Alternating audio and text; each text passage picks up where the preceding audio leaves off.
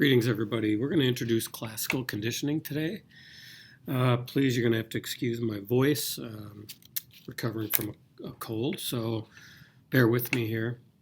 In classical conditioning, also known as Pavlovian conditioning, a couple of terms I want you to remember for after the video are the words association. You'll have to know what two events are associated together for classical conditioning to take place. How does the term anticipation fit in with that description? And how does the term acquisition work to identify that classical conditioning has taken place? So let's get started here. In your notes or in your text reading, you'll notice that Ivan Pavlov was the founder of classical conditioning, who discovered the process or the principles. He did this during experiments on salivation with dogs. Pavlov was not a psychologist. He was a Russian physiologist in the early 1900s who studied the digestive system of dogs. He actually won a Nobel Prize in 1904, was very famous in his day, and he serendipitously discovered classical conditioning while working with these dogs. And he noticed that in his research that dogs would naturally, reflexively salivate when food was placed in their mouths or meat powder was placed in their mouths. And he also noticed as his experiments went on that dogs would salivate in response to a stimulus that occurred before the actual presentation of food. So even before the food was presented, the dogs would start salivating to events that they wouldn't normally salivate to, including the sight of food, a food dish, or approaching food steps. So Pavlov then set up to identify why these apparently neutral stimuli would ruin his experiment and create what he called psychic secretions in the dog. So he did notice that when meat was presented, that dog's going to salivate, but something screwed up that process. So in his experiment on classical conditioning, he came up with a unique set of vocabulary. One of those terms is an unconditioned stimulus, and conditioning in this case means learned, and unconditioned means something that happens without learning, or it is unlearned, it's natural or occurs naturally. And a stimulus is simply an event that triggers a response. So an unconditioned stimulus in Pavlov's experiment was meat powder, because when presented with food, that dog would salivate without previous learning. So it was an automatic response. The unconditioned stimulus unconditionally and naturally triggers a reflexive response, in this case salivation. The meat powder in this case produced the response of salivation without previous learning, so therefore we call it unconditioned. A dog does not have to have previous experience with meat or meat powder when it salivates if that powder or meat is placed in its mouth. So the unconditioned stimulus always repetitively, predictably triggers an unlearned response or naturally occurring response that we would call an unconditioned response. And that would be salivation in this case. Another example of this might be if you accidentally touch a hot burner on a stove, you're going to experience pain and you're going to pull away naturally. You don't have to think about it. And at some point, it's possible that, as a young child, you see a stove and you might flinch and pull away. And that wouldn't be natural. So the hot burner is an unconditioned stimulus. Pulling away, feeling pain and pulling away is an unconditioned response. So let's look at this unconditioned or unlearned response. Remember, this is a naturally occurring reflexive response to an unconditioned stimulus.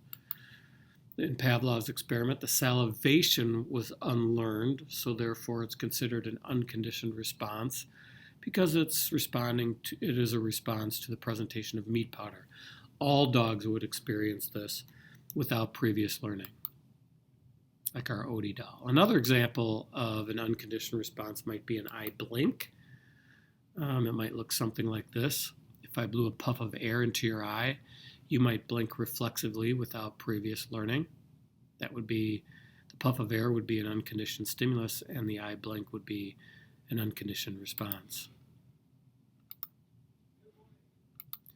So the unconditioned stimulus, how does it become conditioned? How does this neutral stimulus, or the stimulus that shouldn't trigger anything, come to actually trigger a response? Well, let's take a look. A neutral stimulus triggers no response. So it's some stimulus that shouldn't cause a response in an organism. But if a neutral stimulus is repeatedly presented before an unconditioned stimulus, right before the unconditioned stimulus is presented, it can actually trigger a conditioned response without the unconditioned stimulus. And in this case, what if we presented a bell or a tone immediately before presenting meat, and the dog would salivate? Salivation would be unconditioned and the meat would be unconditioned. But what if we did that over and over and over and over? Remember those three terms I presented before beginning the video: association and anticipation. What if the dog starts to associate these two events together, a tone and meat powder? When the tone is repeatedly paired with the meat powder, the tone was able to make the dog salivate even without presentation of the meat powder. It's as if the dog anticipated when it heard the tone that the meat was going to be presented, and it salivated before the meat was even presented. The sound of the metronome or the tone went from being neutral to being a conditioned stimulus. It's a learned stimulus, so the dog had to learn that the tone was going to be presented before the meat, and now the dog salivates. Salivation is no longer unconditioned because it is occurring to a formerly neutral stimulus. And Pavlov found in the laboratory, if we presented these two events about a half second apart, the metronome or tone followed by meat triggering salivation, the dog would be conditioned more quickly to salivate to the sound of the bell. So what is this conditioned response? Well, it's a previously neutral stimulus, the metronome or the tone, can now trigger salivation without the presentation of meat. The salivation is now a conditioned response because it's being triggered by something that shouldn't trigger salivation, but now it does. When the neutral stimulus can trigger or elicit a reflexive response without the meat being present, without the unconditioned stimulus, it is now a conditioned response. So the neutral stimulus becomes a conditioned stimulus. And the previous unconditioned response, salivation, becomes a conditioned response. How do you know if it's conditioned or unconditioned response? You got to work backwards. You got to see what triggered it. If this salivation here is triggered by a bell or a tone, then it's got to be learned. It's got to be conditioned. But if salivation is triggered by meat, then it's got to be unconditioned because all dogs would respond the same way. We got some salivation here, and we have some salivation here. So let's take a look at some unconditioned salivation. The video here isn't perfect, but we've got to check the end result out here.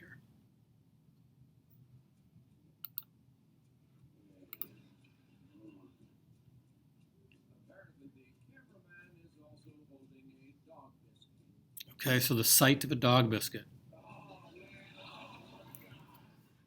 Yeah. Causing that dog to salivate. So we do have an example of classical conditioning there where the mere sight of a dog biscuit, when it's not in its mouth, triggers a massive amount of observable salivation. Now, acquisition was the third term we saw at the beginning slide of this video. Acquisition, it means that the dog has acquired a conditioned response. It's the initial learning or the initial predictable association between the neutral stimulus and the unconditioned stimulus. And these are the two events that are associated together for classical conditioning to take place. And this is an important question. You'll get this on the AP test. What two events are associated together for classical conditioning to take place? It's a neutral stimulus and an unconditioned stimulus. Two stimuli are associated together. So when the former neutral stimulus triggers a response without the presentation of an unconditioned stimulus, the neutral stimulus becomes a conditioned stimulus, and the organism has acquired a conditioned response. So acquisition occurred when the dog associated the sound of the metronome or the tone with presentation of meat powder. And now the metronome or the bell or the tone by itself was able to elicit salivation. So now the bell, which used to be neutral, is now a conditioned stimulus because it actually causes a response when it didn't before. And the response has to be conditioned now because it is triggered by a previous neutral stimulus. And how do you check that? Not all dogs would salivate to the sound of a tone. So it has to be conditioned. And there you have it. We're going to take a look at a recreation of Pavlov's experiment momentarily. So you're going to watch that and use metacognition to think about and label key parts of the experiment. What is a neutral stimulus, the unconditioned stimulus, the unconditioned response, the conditioned stimulus, and the conditioned response? And can you answer the following questions? How can you distinguish between, which is spelled wrong, a conditioned stimulus and an unconditioned stimulus? How can you tell the difference between an unconditioned response and a conditioned response? And what two events are associated together for classical conditioning to take place? After watching this, we'll analyze with a partner in class and describe how conditioning happened using the correct terminology. And that's all we have. Thanks for listening, and good luck.